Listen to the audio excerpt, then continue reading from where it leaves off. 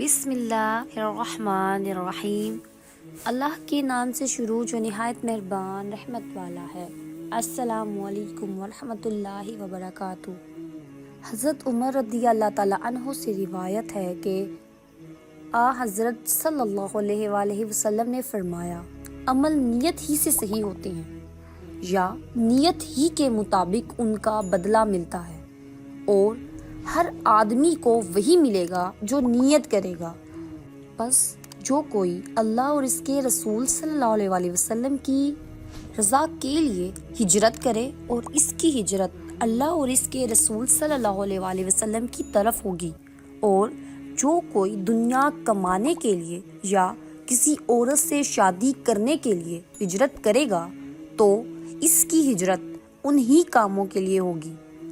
صحیح بخاری حدیث نمبر 54۔